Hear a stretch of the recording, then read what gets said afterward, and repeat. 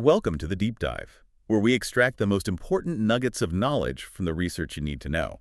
Today, we are taking a deep dive into, well, one of the most critical global trends shaping our 21st century economy. We're talking about the intense managed circulation of skilled human capital. Exactly. We're looking at the phenomenon people call brain drain, but from both sides. We need to understand not just the intense pressure cooker that forces highly skilled professionals to leave home, but also the streamlined, highly formalized pathways that are waiting for them when they arrive. And our sources today give us this really striking duality. On one side, you've got these strategic, welcoming immigration policies from countries like the US, Canada, the UK, Australia, Germany. These are systems that are literally designed to attract and keep the best talent. And then on the other side, we're looking at the systemic crises, the intense domestic push factors that are driving this exodus from origin countries. We're going to focus in on Nigeria and the Philippines. These migrations, they're often less about simple preference and much more about professional necessity. So our mission today is to really dissect that interplay. How do these welcoming, policy-driven pull factors meet these just devastating domestic challenges to turn migration into a foundational career choice for millions? Let's start with the pull this global rates for talent. We know that for so many international students, paying those high international fees for a degree, it's almost like a down payment on a pathway to long-term residency. So what does that landscape actually look like for them? It's highly deliberate. I mean, it is very formalized. Destination countries aren't just recruiting students, they're actively screening future residents. They've built these systems to transition people from a temporary student visa to permanent residency. And what's really important for you, the listener, to understand is the mechanism of that transition, because it varies so widely. Okay, let's unpack that mechanism then. How do the biggest players structure that jump from student to resident? Let's start with the most policy-driven options, Canada and Australia. Our sources highlight them again and again as having the most student-friendly permanent residency, or PR, pathways. In Canada, you'd start with the post-graduation work permit, the PGWP. The PGWP, what exactly is that? It's absolutely critical. The PGWP lets graduates work for up to 3 years without needing an employer to sponsor them right away. It's a bridge. And that 3 years of Canadian work experience then makes them incredibly competitive for the next step. Things like express entry or the provincial nominee programs, the PMPs.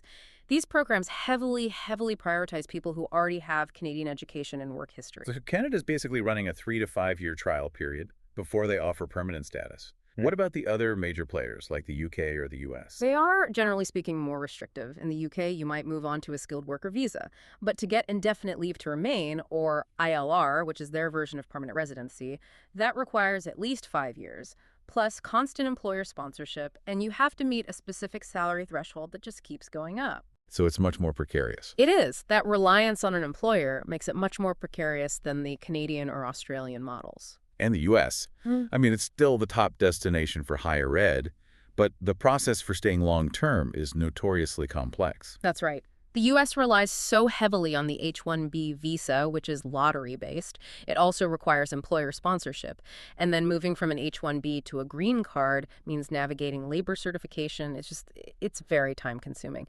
Compared to Canada, the U.S. puts up significantly more hurdles for international graduates. Which makes the fast-track option from Germany so interesting for high-skilled talent that's really looking for stability. Oh, Germany is streamlining things aggressively. They have the EU Blue Card for skilled workers. And this card can fast-track you to permanent residency in just 33 months, so less than 3 years, or even 21 months if you can show you have B1 level German proficiency. That is a very short runway to stability compared to the UK or the US. What's fascinating here is that this global demand isn't random at all. It's highly selective. We're talking about high-skill migration. Absolutely. The career opportunities directly drive the PR prospects because these countries are prioritizing very specific fields. They're trying to fill critical labor gaps. So you see systems designed to just scoop up graduates in AI, data science, IT, healthcare engineering, finance. They need these skills to stay competitive and, frankly, to support their aging populations. And the policies confirm this. I mean, our sources point out that high-skilled migration schemes are just way less restrictive than low-skilled ones. We're talking maybe 5 to 11 restrictive rules versus, 11 to 16 for low-skilled schemes in a region like East Asia Pacific. And this connects directly to demographic necessity. So many countries, Japan, Korea, Thailand, Malaysia, they're aging rapidly. Their labor forces are actually shrinking. They need foreign workers to sustain their economies. So we see them adapting policies not just for high-skilled professionals, but also specialized visas, for digital nomads in Indonesia or even retirees in Thailand. They realize they have to actively import human capital. Okay, so that is the powerful policy-driven pull. Now let's pivot and look at the intense push factors. This is where we examine why, for millions, this isn't a choice between two good options, but often a flight from failure. And we'll start with Nigeria's human capital crisis. Nigeria is, it's the textbook case of skilled immigration driven by structural failure. The economy is so dependent on oil exports, and that creates this massive volatility. For skilled professionals, the economic reality is just devastating. The unemployment rate is estimated at 33%. Wow. And when you factor in the financial promise of life abroad, the difference is just staggering.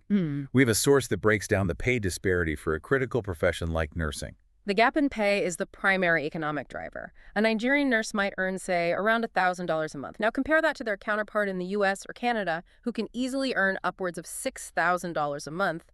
That's an approximate six-fold difference in income. 6 times the salary. That's not marginal. That fundamentally changes your entire family's economic future.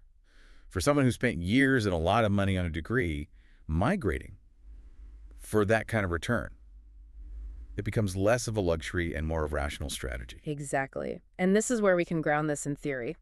Human capital theory sees migration as a rational response to maximize the return on your educational investment. You move your skills to the market that values them the highest. But it goes beyond just the money. It's about systemic disillusionment, right? And just the basic ability to do your job properly. Precisely. Pervasive corruption is a colossal push factor. A 2022 survey showed that something like 85% of Nigerians see corruption as widespread in public service. This means resources are just systematically misallocated, leading to crumbling infrastructure and, poor pay in key sectors like healthcare and education. So if you're an engineer or a doctor, you're not just leaving because the pay is low. You're leaving because the roads or the hospitals you need to do your job are constantly failing, and you just don't trust the system to get any better. That lack of opportunity to fully realize your potential, that's the other side of the theoretical coin. It's what we call the capability approach. People migrate not just for higher wages, but for the chance to use their training in a functional environment. When 70% of surveyed Nigerian graduates say their job is unrelated to their degree, the domestic system has failed them. And the consequences of this are devastating, especially in healthcare. The system is hemorrhaging talent. Nigeria needs an additional 400,000 healthcare workers just to meet its current needs. And the maternal mortality rate is at a crisis level, 512 deaths per 100,000 live births. When your skilled labor leaves en masse, public services just break down. It directly impacts survival rates. That sets a really powerful stage for these push factors. Yeah. Now let's look at the Philippines, which presents a different, but just as structural dynamic when it comes to exporting talent, specifically nurses. Right. The Philippines is the world's largest nurse exporting nation. It's estimated that a quarter of all foreign nurses worldwide are Filipino. Culturally, nursing is just unanimously understood as a livelihood strategy. It's a literal global passport to greener pastures. And this desire to migrate is so strong that it actually leads to professional de-skilling. Is that right? Yes. You get this phenomenon of nurse medics.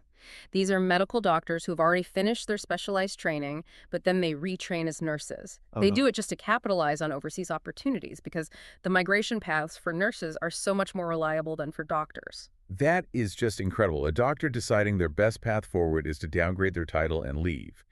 But what really highlights how industrialized this has all become is this concept of volunteerism for professional experience. This is one of the most structurally shocking things in our sources. Because of the oversupply of nurses in the Philippines and this huge foreign demand for experienced nurses, graduates are forced into a culture of volunteerism. They have to actually pay to work or volunteer in hospitals, sometimes up to 10,000 pesos for a 4-month stint, just to get the experience certificates that overseas recruiters demand. So if you come from a poor family and somehow manage to get your nursing degree, you still might not be able to afford the price of entry into the global labor market. Your family's wealth determines if you can even get the piece of paper that says you're allowed to work abroad. That's the critical barrier. It turns experience itself into a commodity that's only accessible to those with a certain economic safety net. It essentially privatizes the final step of professional accreditation for the global market. And this feeds into that image of the ideal migrant that the state and recruiters are actively trying to reinforce. Yes, they are actively disciplined to embody characteristics that foreign employers want, hyper-caring, subservient, hardworking, adaptable. It's an explicit commodification of emotional labor. And this is perfectly illustrated by the case of Nurse Menchu de Luna Sanchez. In the U.S. media, she was celebrated for her assertiveness and problem-solving during Hurricane Sandy, but back home, she was framed as a Bagong Bayani, a new hero, who exemplified this sort of hyper-caring sacrifice. They celebrate the sacrificial hero at home, while the same person is valued for their pragmatic efficiency abroad. It's deeply contradictory. And now, in a really interesting technological workaround, we're seeing a shift in how this labor gets exported, bypassing physical migration altogether. You're talking about the rise of the healthcare information management sector. Yeah. Call center nursing, essentially. Yes. This trend uses skilled Filipino nurses to provide care remotely by managing and analyzing digital medical data for overseas clients.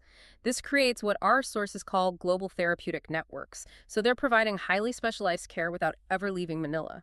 Which means they can access better salaries, often higher than domestic hospital jobs, without the huge personal and financial cost of moving. It's fascinating. It shifts the mobility factor from human bodies to medical data. The global healthcare economy is using technology to keep sourcing this highly skilled, relatively inexpensive labor from the Philippines without needing them to be physically present. So finally, let's wrap this up by looking at the double-edged sword of it all, the long-term impact on the home country, where the economic benefits of remittances clash with the cost of brain drain. Remittances are the most visible positive impact. They generally exceed the income that was foregone by leaving. Our sources show that seasonal workers in the East Asia-Pacific region, for instance, sometimes remit 1.8 times what they would have earned locally. And that money gets put to use immediately for critical human capital development back home. Exactly. In Nigeria, for example, 58% of families that depend on remittances use those funds specifically for school fees. And what's more, the high earning potential overseas can actually incentivize education at home. The expectation of migrating drives people to get degrees. When the U.S. relaxed its visa policies for nurses, it spurred enrollment in the Philippines. It generated an estimated 10 additional licensed nurses for every one nurse who actually migrated. That sounds like a clear, powerful engine for investment in education. So where does it tip into the negative? It tips when the home country becomes structurally dependent on those remittances. That reliance often undermines local economic development. Why? Because households tend to prioritize immediate consumption like housing and school fees over long-term investment. So they're supporting their families, which is great, but not investing in the kind of entrepreneurial activity or local businesses that would create new jobs for the people who stayed home. Precisely. It marginalizes local job creation. But the most insidious long-term negative is the irreversible human capital erosion. Sources indicate that countries can face a reduction of up to 50% in their skilled labor force within a single decade due to persistent immigration. And that stunts innovation, governance, and the whole economy. So the goal for these countries shifts. It's not about stopping migration, which is rational behavior. It's about managing the consequences and encouraging a kind of circularity. What are countries doing to harness the capital and experience of their citizens who leave? The focus is on circular migration and reintegration programs. The Philippines, again, is a leader here. They have the National Reintegration Center offering counseling, job search help, and really crucial business development loans. They call these return entrepreneurs entrepreneurs. The idea being that the returning national brings back not just money, but new skills, networks, best practices they learned in a more functional global system. That's the hope for brain gain. And we've seen this succeed in tech sectors. The return of nationals educated overseas has significantly boosted innovation in places like Taiwan and China. The key is having a mechanism to reinsert the skills acquired abroad back into the domestic economy. So if we synthesize all of this, the key tension is clear.